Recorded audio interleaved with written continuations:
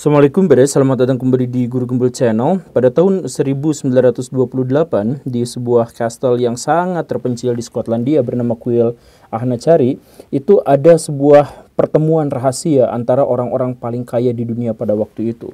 Para penguasa dan para pengusaha minyak diantaranya adalah Pak Detterling, kemudian Pak Cadell, kemudian ada Pak Chadman, para pembantunya dan para keluarganya yang ada di sana. Di sana mereka bertemu ngakunya untuk berburu.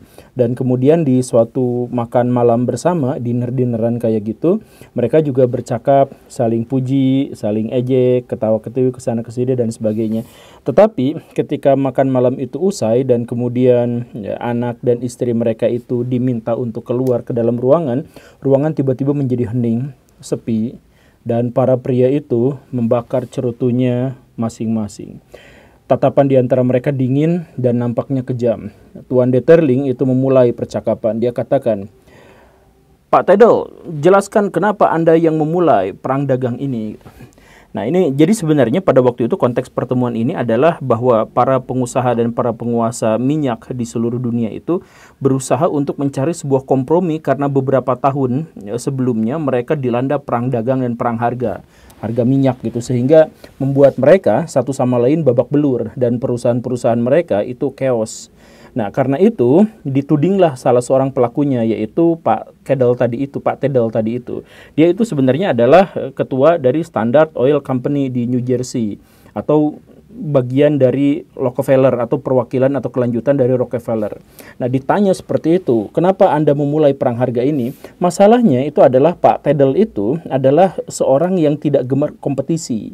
Jadi ketika dia melihat bahwa bisnis minyak itu banyak kompetisinya, maka dia berusaha untuk menggulingkan pesaing-pesaingnya dengan strategi predatory price. Jadi harga predator gitu. Jadi dianjlokin habis-habisan sampai perusahaan-perusahaan yang lain pada kolaps dan bangkrut, dan kemudian setelah dia menjadi pemain tunggal di situ atau menjadi pemain-pemain puncak di situ, baru dia naikin harga seenaknya sendiri gitu kan. Nah, tetapi pada waktu itu yang sedang dia hadapi itu adalah para penguasa dan pengusaha minyak yang setidak-tidaknya sama besar dan sama kuatnya dengan dirinya. Makanya dia diinterogasi pada waktu itu atau dipersalahkan atas perang harga ini. Tuan Tedel kemudian mengatakan, ya memang apa salahnya, kan ini adalah bisnis. Jadi kenapa saya harus dipersalahkan atas strategi bisnis yang biasa dilakukan oleh kalian-kalian juga gitu. Ya, ada perdebatan sengit di situ, tetapi perdebatan ala orang kaya gitu. Jadi santai, mata tajam sambil cerutu gitu, kayak gitulah kurang lebih bisa dibayangkan. Nah, akhirnya pada waktu itu Pak Detterling itu mengambil sebuah keputusan terakhir. Ya udah beginilah. Kalau misalkan kita berbicara tentang masa lalu, ya nggak akan ada akhirnya. Dato itu juga sudah terjadi. Perang dagangnya sudah terjadi, perang harganya sudah terjadi, kita babak belur bonyok kesana kesini juga sudah terjadi. Jadi sekarang kita pikirkan apa yang harus kita lakukan ke depan. Nah, karena itu maka saya mengajukan 6 poin agar kita semua tidak lagi berdarah-darah dan tidak lagi hancur-hancuran seperti ini. Kita bisa menguasai minyak di seluruh dunia tanpa satu sama lain merusak. Nah, 6 poin itu saya ajukan sebagai berikut, kata dia. Yang pertama, kita hentikan perang dagang, kita hentikan perang harga. Kita bikin kesepakatan soal batas minimum harga dari minyak itu berapa. Kita yang menentukannya. Kenapa seperti itu? Ya, kita yang menentukan agar kita sendiri tidak babak belur, tetapi kita sendiri mendapatkan keuntungan yang optimal dari jual minyak itu. Itu yang pertama. Kemudian yang kedua, tidak boleh ada rebutan kilang minyak lagi. Jadi solusinya adalah siapapun yang pertama kali menemukan ladang minyak, maka dia yang menjadi pemiliknya, dia yang berhak mengeksplorasinya, dan dia yang berhak untuk menguasainya. Poin yang ketiga adalah, kalau misalkan itu dianggap sebagai perlawanan terhadap kebebasan dalam berusaha, maka kita ganti rebutan kilang minyak itu jadi investasi. Terbuka di pasar saham, kita berantem di situ. Bukan rebutan kilang minyak. Nanti kita bagi-bagi konsesi dan sebagainya, tapi jangan ada rebutan kilang minyak. Itu yang ketiga. Kemudian yang keempat, kita harus menekan harga minyak serendah-rendahnya. Kita sudah dapat untung sekian, tapi kemudian harganya harus direndahkan. Biar apa? Biar orang di seluruh dunia dalam jangka waktu yang sangat lama tetap ketergantungan pada minyak bumi sebagai sumber dari bahan bakar pokok mereka. Jangan ada bahan bakar yang lain selama kita masih ada dan masih hidup, selama perusahaan kita masih berkuasa. Jadi murahkan harganya biar semua energi alternatif hilang atau diabaikan atau dikucilkan. Itu poin yang keempat. Kemudian poin yang kelima adalah kita harus membayar para politisi dan kita harus membiayai terus-menerus, mensponsori terus-terusan politisi-politisi dimanapun kita berada agar selalu sesuai dengan keinginan-keinginan dan kepentingan-kepentingan kita. Jadi bisnis minyak yang kita geluti itu bukan hanya harus mengontrol orang-orang, harus mengontrol teknologi orang, tetapi juga harus mengontrol kekuatan-kekuatan politik kita. Jangan sampai mereka, orang-orang politik itu mengkhianati kepentingan-kepentingan kita, kata Pak Detterling. Kemudian yang keenam, kita harus saling melindungi satu sama lain. Karena bagaimanapun kita pasti memiliki musuh bersama. Orang-orang yang saintis yang idealis, para politisi yang idealis, wartawan apa segala rupa. Nah, maka kita harus bersatu dan saling melindungi. Dan kita bisa saja menciptakan embargo besar-besaran terhadap satu entitas yang besar, misalkan negara, kalau kita butuhkan. Maka kita harus bersatu dalam satu kesatuan, jangan bersaing terus-terusan, jangan perang harga terus-terusan. Deal nggak seperti itu? Nah, orang-orang semua di ruangan itu manggut-manggut. Ini semuanya adalah perjanjian yang sangat menguntungkan. Tetapi Pak Tedel yang tadi dari Rockefeller itu atau pelanjut dari Rockefeller itu komplain. Saya tidak mau Pak Detterling, maaf. Saya tidak ikutan dengan aturan semacam itu. 6 poin itu saya tidak setuju. Kenapa bisa seperti itu? Bisa Anda jelaskan? Nah, gitu ya, kata Pak Detterling. Ini marah dia. Ini semua yang diajukan itu sudah sangat rasional dan sudah sangat baik. Kenapa juga ditolak? Ini orang-orang si Pak Tedel ini nyebelin juga gitu. Kata si Pak Tedel, dia ternyata pertimbangannya sangat-sangat masuk akal. Dia bilang gini, kenapa kita harus bikin perjanjian seperti ini kalau kita tidak mungkin untuk bisa mengikutinya? Maksudnya, kalau perjanjian ini kita tanda tangan, lalu kita publish, lalu kita minta notaris, kita minta pengacara untuk ngurus formalitasnya, maka perjanjian ini justru akan membunuh kita karena ini adalah perjanjian monopoli. Dan ini akan bertentangan dengan undang-undang anti monopoli. Kita akan dihabisi oleh pemerintah dan para politisi. Kita akan menjadi bulan-bulanan media massa. Dan akhirnya banyak juga yang akan memboikot perusahaan-perusahaan kita. Nah, tetapi di sisi lain, kalau kita tidak tanda tangan di sini, maka siapa yang bisa menjamin orang-orang di sini itu akan jujur? Saya dengan Anda semua itu jaraknya puluhan ribu kilometer. Kita ada di tempat yang berbeda. Bisa aja kita mengkhianati satu sama lain. Nah, jadi kalau ditanda tangan berarti ini bertentangan dengan undang-undang, kalau formalitas dikeluarkan berarti bertentangan dengan undang-undang, tapi kalau tidak ada formalitasnya, berarti tidak ada di antara kita yang bisa menjamin siapa yang tidak akan mengkhianati perjanjian ini. Oh iya, benar juga, masuk akal juga. Tapi kemudian Pak Detterling ngomong, sambil berdiri dia katakan seperti ini. Kita nggak usah tergantung pada pengacara, kita tidak usah tergantung pada notaris, kita tidak membutuhkan politisi-politisi di pemerintahan. Kita nggak usah tanda tangan ini sekarang. Jadi yang kita lakukan apa? Kita menjadi seperti para pria sejati di masa lalu, yang tidak kenal pengacara, yang tidak kenal notaris. Kita akan gunakan kata-kata kita sebagai jaminannya sendiri. Jadi para pria sejati tidak pernah berdusta, tidak pernah berkhianat, dan tidak pernah menarik kata-katanya sendiri. Jadi ini adalah kesepakatan di antara kita dan tidak usah ada formalitas. Sehingga kita tidak usah diburu oleh para penegak hukum. Tedel kemudian mengatakan, iya, oke, kalau begitu setuju. Makanya saya sejak awal tidak mau tanda tangan. Tapi siapa yang bisa menjamin bahwa akan ada orang yang melanggar perjanjian ini lagi? Kemudian Pak Detterling mengatakan bahwa kita tidak usah memikirkan soal siapa yang akan melanggar perjanjian sebab kita pernah melakukan itu, yaitu melanggar perjanjian. Selama bertahun-tahun ke belakang kita bangkrut, kita berdarah-darah karena persaingan yang tidak sehat satu sama lain antara produsen minyak. Nah, kalau misalkan faktanya sudah seperti itu, lalu kita ngapain lagi untuk mengkhianati perjanjian ini dan pada akhirnya akan merusak bisnis kita sendiri. Oh iya juga ya. Dan akhirnya oke lah, kalau begitu kita sepakati bersama bahwa perjanjian ini tidak akan ditulis di notaris, tidak akan ada pengacara, tidak akan ada publikasi sama sekali. Tapi ini adalah perjanjian antara lidah-lidah pria sejati. Dia katakan seperti itu.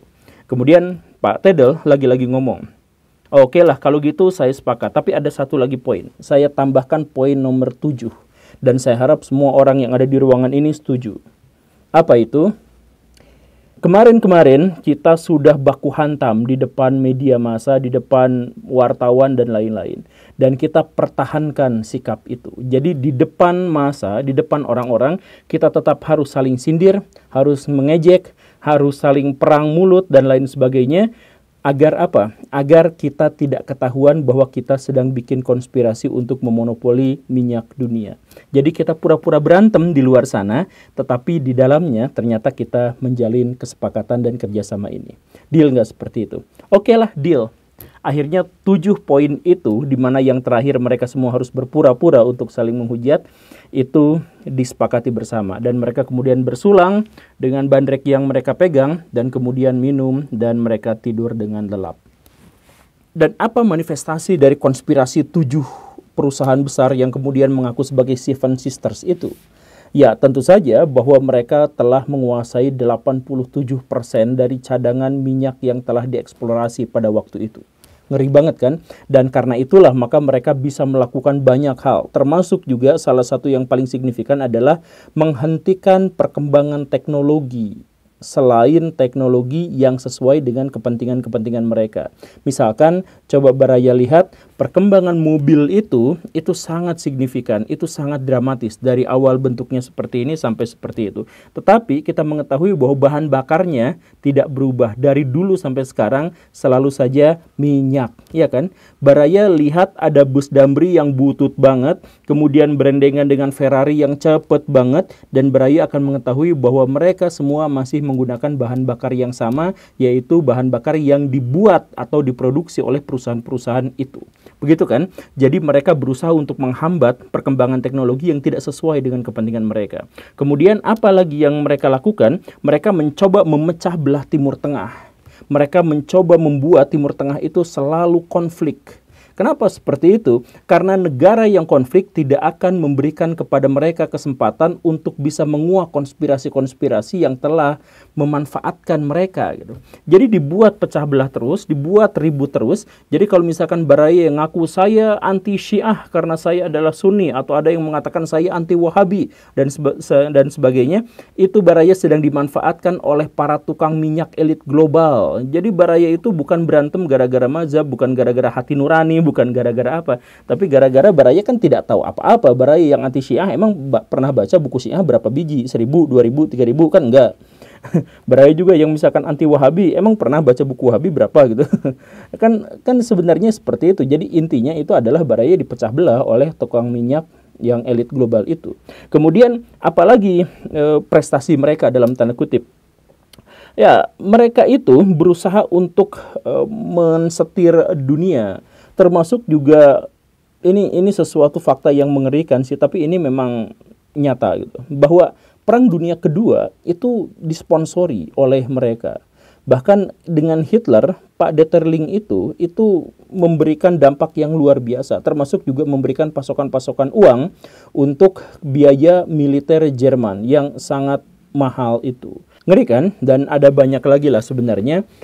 Cuman saya tidak akan fokus pada terlalu banyak hal itu. Saya ingin menegaskan bahwa saya tuh kesal sama masyarakat Indonesia yang selalu fanatik pada sesuatu gitu tanpa mereka pahami gitu. Itu salah satu contohnya yang kemarin ketika ada film Dirty Vote, maka banyak orang yang mengatakan saya nggak mau nonton itu karena itu jelas adalah fitnah, jelas itu adalah pelecehan dan sebagainya. Ya tahu dari mana itu adalah fitnah dan sebagainya kalau nonton aja belum gitu. Jadi mereka itu mengambil kesimpulan, mengambil sebuah pernyataan tanpa mereka melihat. Karena apa? Karena mereka itu selalu memilih berdasarkan emosi bukan rasio. Atau sebaliknya, saya harus nonton ini karena saya adalah pro 01 gitu, atau saya adalah pro 03 karena saya adalah pecinta Pak Mahfud, maka saya tentu saja akan senang pada hasil karya dari anak buahnya yang 3 itu gitu.